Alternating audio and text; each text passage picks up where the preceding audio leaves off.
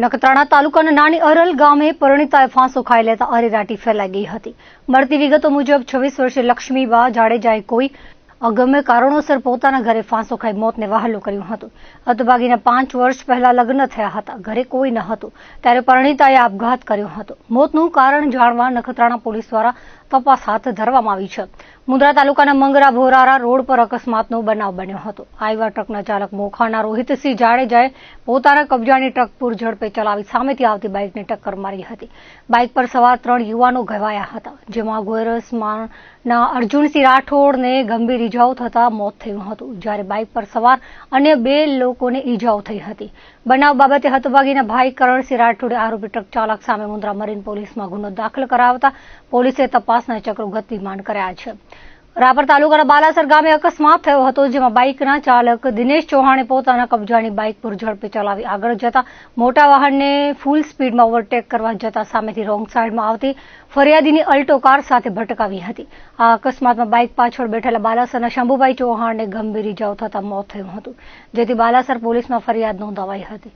Gandhidham railway સ્ટેશનથી ગાંધીધામ આવતા service road પર અકસ્માત થયો હતો। ગાંધીધામ બી ડિવિઝન પોલીસના જણાવ્યા મુજબ આરોપી ટાટા આઈવાના ચાલકે પોતાના કબજાનું વાહન પૂર ઝડપે ચલાવી અચાનક ટર્ન લઈ ફરિયાદીની બાઇકને હડફેટે લીધી હતી, જેમાં ફરિયાદીને મૂઢમારની ઈજાઓ થઈ હતી, જ્યારે બાઇક પાછળ બેઠેલા ઇરફાન ગફૂર બુચરને ગંભીર ઈજાઓ થતા સારવાર દરમિયાન મોત થયું હતું।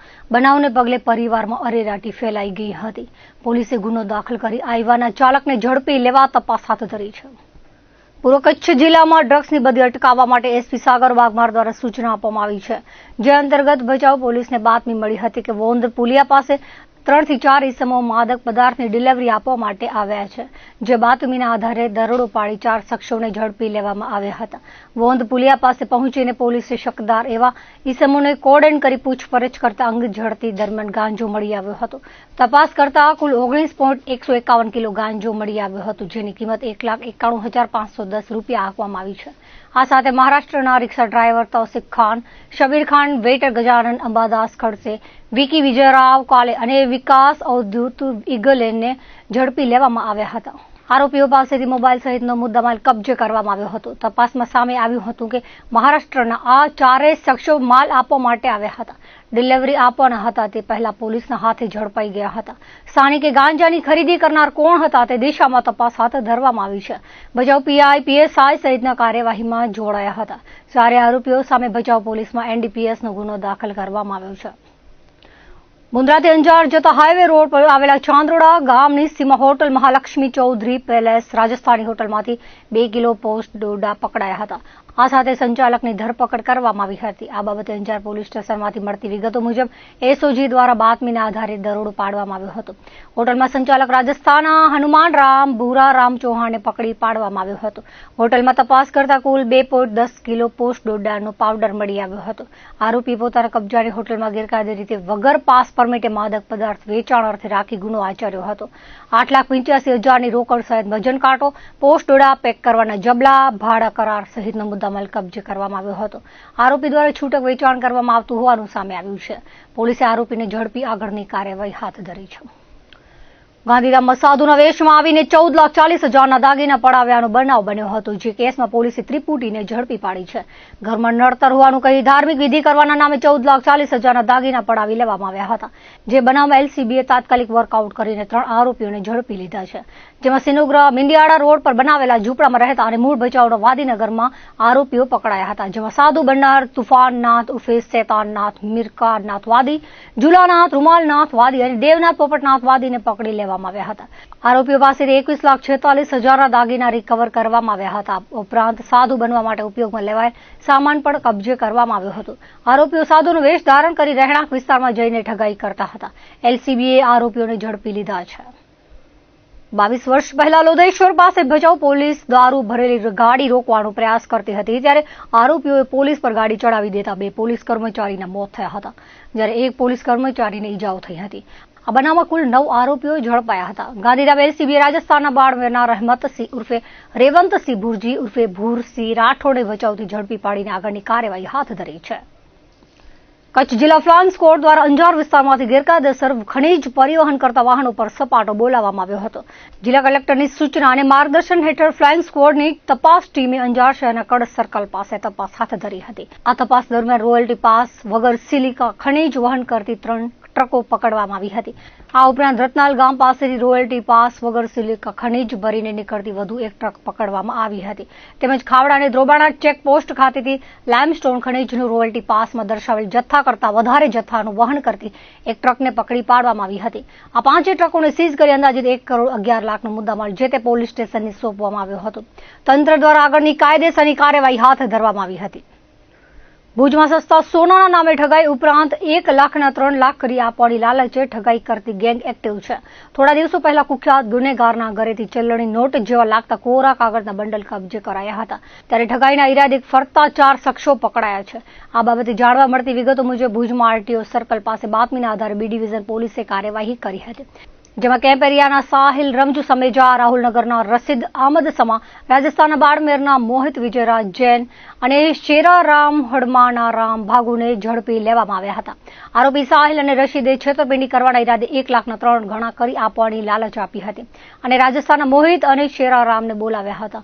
અંગત ઝડપી દરમિયાન રોકડ રકમ સહિત ભારતીય મનોરંજન બેંકની નકલી નોટના 3 બંડલ, 6 મોબાઈલ તેમજ 1 ટુ વ્હીલર મળી કુલ 2,01,500નો મુદ્દામાલ કબજે કરાયો હતો. આ અંગે બી ડિવિઝન પોલીસે આગળની તપાસ હાથ ધરી છે. ત્યારે આજે ભુજના બી ડિવિઝન ખાતે આયોજિત પત્રકાર પરિષદમાં આ ઘટનાની સિલસિલાબંધ વિગતો મીડિયાને અપાઈ હતી. ભુજ બી ડિવિઝનમાં જે ગુનો દાખલ કરવામાં આવ્યો છે એ અનુસંધાને આજરોજ ભુજ બી ડિવિઝનના પીઆઈ સાહેબ અને તેમના સ્ટાફને ખાનગી રાહે હકીકત મળેલી કે 3 થી 4 ઈસમો જે છે એ વાગડ 224 સમાજવાડીની પાસે 1 લાખ રૂપિયાના 3 લાખ રૂપિયા કરવાની ફિરાકમાં હોય અને એવા કોઈ પણ કસ્ટમર મળે તો એમની જોડે છેતરપિંડી કરવાના ફિરાકમાં હોય એવી હકીકત મળેલી, જેથી પોલીસના સ્ટાફે તે જગ્યાએ વોચ રાખેલી અને વોચ રાખ્યા બાદ આ લોકો જ્યારે પકડાયા ત્યારે એમની હકીકતમાં એવું હતું કે એમની એક્ટિવાની જે ડેકી હતી એ ડેકીની અંદર 500-500ની નોટોના બંડલ હતા. એ 3 બંડલની અંદર ઉપર 500ની ઓરિજિનલ નોટો અને એની નીચે જે મનોરંજનની નોટો જે ડુપ્લિકેટ આવે છે રમવા માટેની એના બંડલ બનાવેલા છેતરપિંડી કરવા માટે થઈને. તો એ આ હકીકત ધ્યાને લઈ અને તમામ વસ્તુઓ કબજે કરેલી. એમના જોડેથી રોકડા 50,000 રૂપિયા, મોબાઈલ તથા એક્ટિવા, આ તમામ વસ્તુ કબજે કર્યા પછી હકીકત એવી જાણવા મળેલી કે ભાઈ 2 ભુજના આરોપીઓ છે અને 2 રાજસ્થાનથી સ્પેશિયલ આ બાબતે ચીટિંગ કરવા અહીંયા આવેલા છે. એ પૈકી ભુજના જે 2 આરોપી છે રાહિલ રમજુ સમેજા અને રસીદ અહમદ સમા, એ બંને ગુનાહિત ઇતિહાસ ધરાવે છે. અને એ પૈકી રાજસ્થાનના જે 2 છે એમાં મોહિત વિજયરાજ જૈન જે આરોપી છે તે રાજસ્થાનમાં એનડીપીએસનો પણ એની પર ગુનો દાખલ થયેલો છે. ઉપર 4 જે આરોપીઓ છે ગુનાહિત ઇતિહાસ ધરાવે છે અને આ લોકોની એમઓમાં એ પ્રકારનો ગુનાહિત કાવતરો એ લોકો કરતા હોય છે કે ભાઈ ગુજરાતમાં જો મળી જાય તો આ 4 લોકો ભેગા થઈને ગુજરાતમાં કોઈ પણ આવા ભોગ બનનારને શોધી અને એની જો છેતરપિંડી કરીને આ જ વસ્તુ એ લોકો ડુપ્લિકેટ બંડલો લઈ જાય અને રાજસ્થાનમાં જો કોઈ મળે તો રાજસ્થાનમાં પણ એની જોડે છેતરપિંડી કરવાની ફિરાકમાં હતા. પણ બી ડિવિઝન પોલીસ સ્ટેશનની સતર્કતાના કારણે અને એસપી સાહેબ અને ડીવાયએસપી સાહેબની માર્ગદર્શન હેઠળ આવા ચીટિંગના જેટલા બી ગુના બનતા હોય એને ડિટેક્ટ કરવા માટે અને આવા બનતા અટકાવવા માટે પોલીસે જે સફળ પ્રયત્નો કર્યા છે એમાં આજે અમને એક કોઈ પણ નાગરિક જે આપણો ભુજનો છે એની જોડે ચીટિંગ થતું આજે અમે રોકી શક્યા છીએ. આના વિરુદ્ધમાં અત્યારે ગુનો દાખલ કરવામાં આવેલો છે, જે પણ કાયદેસર રીતે કલમો લાગે એ પ્રમાણે, અને આગળ એનું ઇન્ટ્રોગેશન કરી અને શું બીજું ગુનામાં નીકળે છે તેની તપાસ હાલ ચાલુમાં છે. ભારત સરકાર દ્વારા પાકિસ્તાનના આતંકવાદી ઘરો ઉપર ચલાવેલ ઓપરેશન સિંધુની નોંધપાત્ર સફળતા મળી હતી, જેને દેશભરમાં દેશભક્તિના જુસ્સાથી ઉજવવામાં આવી રહી છે. જેના ભાગરૂપે અંજારમાં ભવ્ય ત્રિરંગા યાત્રાનું આયોજન કરાયું હતું અને સેનાની વીરતાને શ્રદ્ધાંજલિ અર્પણ કરાઈ હતી. યાત્રામાં શહેરના અનેક આગેવાનો, સાધુ સંતો, પ્રજાપ્રેમી નાગરિકો, વિદ્યાર્થી વર્ગ અને વિવિધ સમાજો જોડાયા હતા. ભવ્ય યાત્રાની શરૂઆત પાંજરાપોળ ગંગા નાકા પાસેથી કરવામાં આવી હતી. અગાઉ માતૃભૂમિના ચરણોમાં ભવ્ય મહાઆરતી કરવામાં આવી હતી. યાત્રા દરમિયાન તિરંગાના લહેરાતા ઝંડા, દેશભક્તિ ગીતો સાથે અંજાર દેશ પ્રેમમાં તરબોળ થઈ ગયું હતું. યાત્રા 12 મીટર રોડ પરથી પસાર થઈ ગર્લ્સ હાઈસ્કૂલ સુધી પહોંચી હતી. યાત્રા માર્ગમાં આવેલા મહાનુભાવો ડોક્ટર બાબાસાહેબ આંબેડકર, પંડિત દીનદયાળ ઉપાધ્યાય, સ્વામી વિવેકાનંદ, છગન બાપા અને મેઘજી શેઠને પુષ્પાંજલિ અને હાર અર્પણ કરવામાં આવ્યા હતા. શહેર ભાજપ પ્રમુખે સૌનું સ્વાગત કરીને કાર્યક્રમની રૂપરેખા સમજાવી હતી. સચ્ચિદાનંદ મંદિરના મહંત ત્રિકમદાસજી મહારાજ અને રામસખી મંદિરના મહંત કીર્તિદાસજી મહારાજે આશીર્વચન પાઠવ્યા હતા. સાથે જ બગથડા યાત્રાધામના મહંત ખીમજી દાડા માતંગ, સ્વામિનારાયણ મંદિરના સંતો, લાલ ટેકરીના મણિરામ બાપુ, લાલા મહારાજ જેવી પૂજ્ય વ્યક્તિઓ ઉપસ્થિત રહ્યા હતા. અંજાર ધારાસભ્ય ત્રિકમભાઈ છાંગાએ જણાવ્યું હતું કે માત્ર 25 મિનિટમાં ભારતીય સેનાની ત્રણેય પાંખોએ દુશ્મનના 9 આતંકી ઠેકાણાને નેસ્તનાબૂદ કરીને દેશની ક્ષમતાનું વિશ્વ સામે દર્શન કરાવ્યું છે. આ શૌર્યને ઉજાગર કરવા અંજારમાં તિરંગા યાત્રાનું આયોજન એક લાક્ષણિક પગલું છે. આ પ્રસંગે શિક્ષકો, સંસ્થાઓ અને નાગરિકો મોટી સંખ્યામાં જોડાયા હતા. પહેલગામમાં નિર્દોષ નાગરિકોને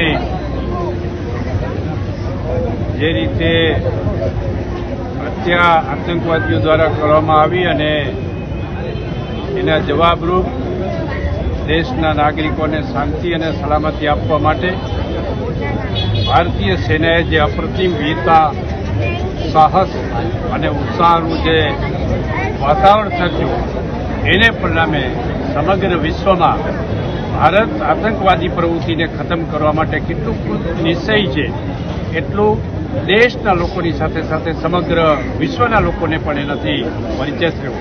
આજના તિરંગા યાત્રાના માધ્યમથી દેશના તમામ નાગરિકો દ્વારા ભારતીય સેનાએ જે અપ્રતિમ વીરતા અને સાહસનું ઉદાહરણ આપ્યું છે, સરકારના વડા તરીકે પણ આદરણીય મોદી સાહેબે જે રીતે લશ્કરને માર્ગદર્શન આપ્યું છે, સમગ્ર ભારતવાસી એના માટે ગૌરવની લાગણી અનુભવે છે અને એ ગૌરવની લાગણી ભારતીય લશ્કર પ્રત્યે નાગરિકની કૃતજ્ઞતા વ્યક્ત કરવા માટે સમગ્ર દેશમાં જ્યારે તિરંગા યાત્રાનું આયોજન થયું છે એ જ રીતે આજે અંજાર મુકામે તમામ લોકોની લાગણી સાથે, ભાવના સાથે, ઉત્સાહ સાથે તિરંગા યાત્રાનું આયોજન થઈ રહ્યું છે.